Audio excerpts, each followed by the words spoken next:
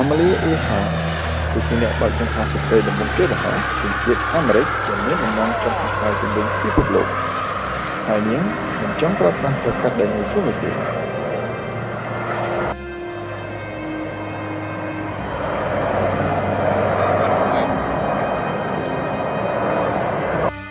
ការហោះហើរដែលជោគជ័យផ្សេងៗទៀតគឺការធ្វើដំណើរនៅភាគខាងជើងដែលភាគច្រើននៅជិតដីគោកបំផុត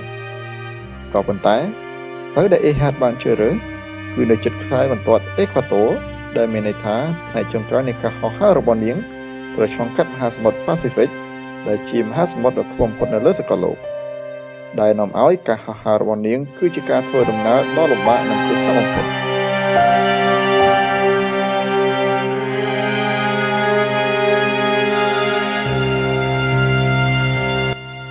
ចំណុចចាប់ផ្ដើមនៃការហោះហើរនេះគឺចេញពីរាជធានី Lae នៃប្រទេស New Guinea ឆ្ពោះទៅកាន់កោះ Hawaii ដែលមានចម្ងាយសរុបរហូតដល់ 6,629 គីឡូម៉ែត្របញ្ហាមួយទៀតនោះគឺយន្តហោះនៅក្នុងសម័យនោះគឺអាចហោះហើរបានត្រឹម 2-3,000 គីឡូម៉ែត្រតែប៉ុណ្ណោះដូច្នេះហើយ Earhart ត្រូវបង្ខំចិត្តដកអ្វីៗគ្រប់យ៉ាងដែលមិនចាំបាច់ចេញពីយន្តហោះរបស់នាងហើយជំនួសមកវិញនៅព្រែកឥន្ធនៈ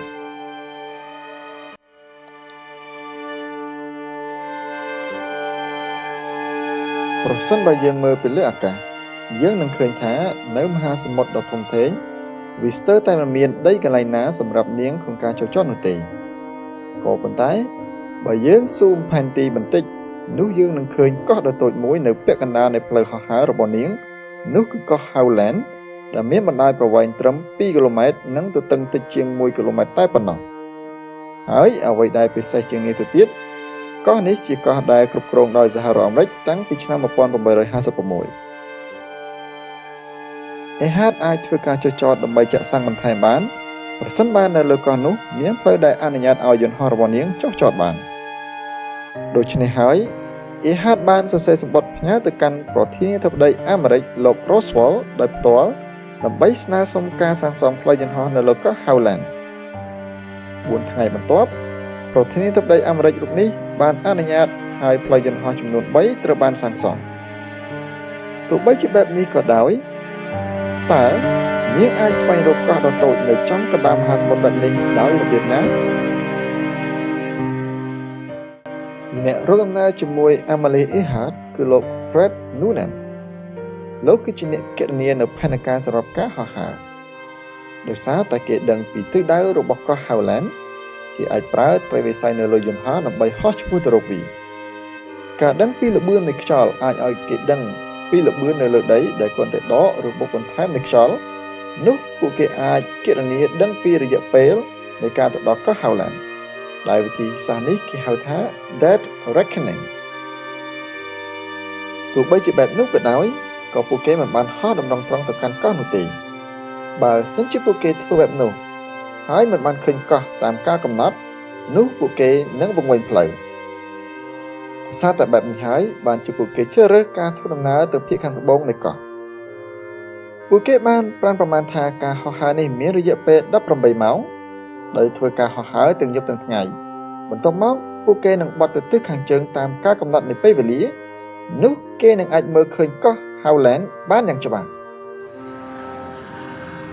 នៅថ្ងៃទី7ខែកក្កដាឆ្នាំ 1937 តាមកម្ដៅថ្ងៃយ៉ាងខ្លាំង Amelia Earhart បានធ្វើការហោះហើរចេញពីទីក្រុងលេឆ្ពោះទៅកាន់កោះ Howland ដោយមិនបានដឹងថាវានឹងក្លាយជាការហោះហើរលើកចុងក្រោយរបស់នាងនោះទេមុនពេលធ្វើការហោះហើរក្រុមអាកាសយានិកបានស្មានថាពួកគេនឹងជួបខ្យល់បោកបក់ក្នុងល្បឿន 24 គីឡូម៉ែត្រក្នុង1ម៉ោងក៏ប៉ុន្តែនៅពេលនាងហោះហើរបាន20នាទីវិទ្យុនៅទីក្រុងលេបានផ្ដល់ដំណឹងថាពួកគេនឹងជួបខ្យល់បោកបក់កាន់តែខ្លាំងយ៉ាងណាមិញ Earhart មិនបានឆ្លើយតបនឹងសាររបស់ពួកគេទេការដឹងពីល្បឿនខ្យល់ត្រឹមត្រូវគឺជារឿងសំខាន់ព្រោះវាប៉ះពាល់ដល់រយៈពេលដែលនាងនឹងត្រូវទៅដល់កោះដោយនេះហើយការទៅដល់កោះ Howland បាននាងមិនអាចពឹងទៅលើវិធីសាស្ត្រ Dead Reckoning តែមួយបាននោះទេEarhart បានធ្វើការតាក់ទងតាមរយៈវិទ្យុទៅកាន់នាវាជើងទឹករបស់សហរដ្ឋអាមេរិកចំនួន3គឺ Itasca ជានាវាដែលប្រចាំការនៅកោះ Howland នាវា Ontario ដែលជានាវានៅពាក់កណ្ដាលផ្លូវនៃដំណើររបស់នាងហើយនិងនាវា Swan ដែលនៅពាក់កណ្ដាលផ្លូវពីកោះ Howland ទៅ Hawaii កប៉ាល់ Itasca បានសន្យានឹងបាញ់ផ្សែងជាសញ្ញាដើម្បីឲ្យនាងដឹងពីទីតាំងនៅកោះ Howland ប៉ុន្តែគ្រប់យ៉ាងមិនត្រូវបានដោយការពឹងទុកនោះទេ4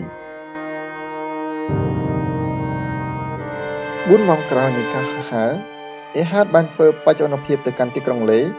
នៅលើព្រៃកង់ពេលថ្ងៃរបស់នាងគឺ62 ដប់នាងក៏បានរាយការណ៍ពីកម្ពស់របស់នាងនៅរយៈកម្ពស់ 7,000 feet ជាមួយនឹងល្បឿន259 គីឡូម៉ែត្រក្នុង1ម៉ោងជាមួយនឹងឃ្លាគ្រប់យ៉ាងគឺប្រក្រតីក៏ប៉ុន្តែនាងមិនទទួលបាននូវដំណឹងអំពីខ្ចប់ខ្ជុះពីវិទ្យុនៅទីក្រុងលេនោះទេតាមការសន្និដ្ឋាននាងប្រហែលមិនបានឮពួកគេនោះទេនេះប្រហែលអាចមកពីអង្គតែនទទួលសំឡេងរបស់នាងបានឈប់បាត់ឬមិនដំណើរការ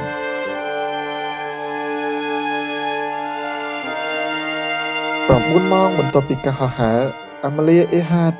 ត្រូវបានរំពឹងទុកថាបានហោះមកក្បែរតំបន់កប៉ាល់ Ontario នាងបានរងចាំស្ដាប់នៅសញ្ញាសំឡេង Morse N នៅលើព្រៃកង់400 kHz ប៉ុន្តែនាងមិនបានឮអ្វីទាំងអស់នៅត្រង់នេះប្រសិនបើ Emily Earhart អាចតាក់ទងនិយាយជាមួយនឹង Ontario បាន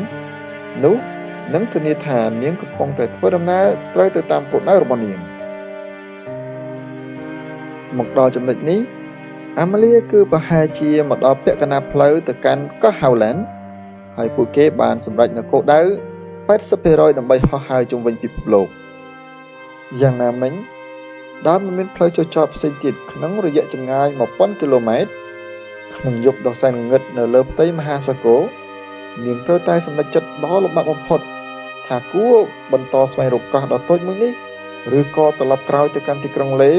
ទាន់នៅមានឱកាសកង្វះការផ្ដល់សញ្ញាពីកប៉ាល់ Antonio ជាសញ្ញាដ៏គួរឲ្យព្រួយបារម្ភតែនាងក៏ដឹងថានៅឯកោះ Howland កប៉ាល់ Itasca នឹងផ្ដល់សញ្ញា Morse A មកនាងរៀងរាល់កន្លះម៉ោងម្ដងទោះបីជាគេមិនឮសញ្ញាពីនាងក៏ដោយដូច្នេះហើយនាងបានសម្រេចចិត្តក្នុងការបន្តដំណើរទៅមុខប្រហែលនៅម៉ោង 6:15 នាទីព្រឹកម៉ោងនៅបន្ទប់វិទ្យុ Itasca ពួកគេបានឮសញ្ញា Earhart យ៉ាងច្បាស់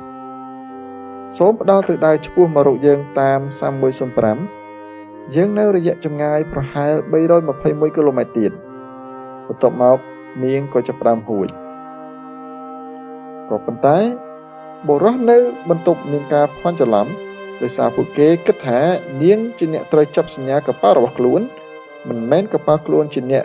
បើកទៅរកនាងនោះទេស្របពេលដែល Itasca រៀបចំឧបករណ៍ដើម្បីចាប់សញ្ញារបស់ Earhart វាត្រូវការប្រេកង់នៅកម្រិតទាបចាប់ពី270ទៅកាន់550 kHz ដោយនេះហើយ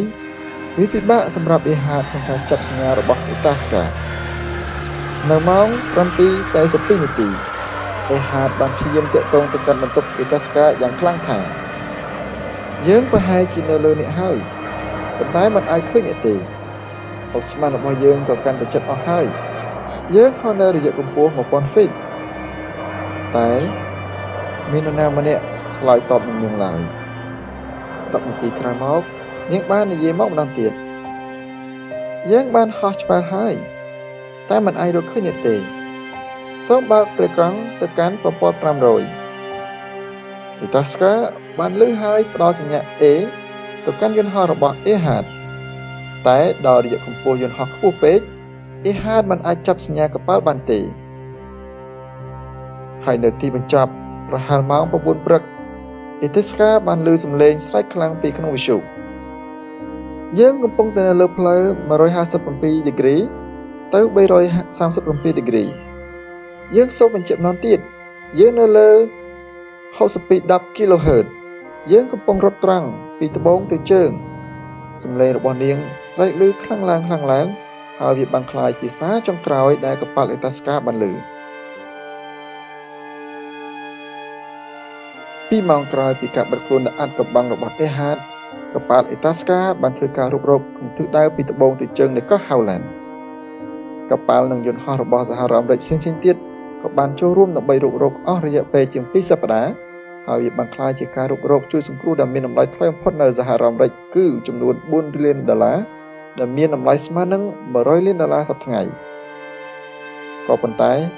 គ្មាននរណាម្នាក់បានរកឃើញដានរបស់យន្តហោះ Electra និង Amelia Earhart ទេការសន្មត់ចុងក្រោយគេបានសន្និដ្ឋានថាយន្តហោះរបស់ Earhart បានអស់សាំងហើយធ្លាក់ចូលទៅក្នុងមហាសមុទ្រហើយនេះវាបានក្លាយទៅជាការហោះហើរចុងក្រោយរបស់ Amelia Earhart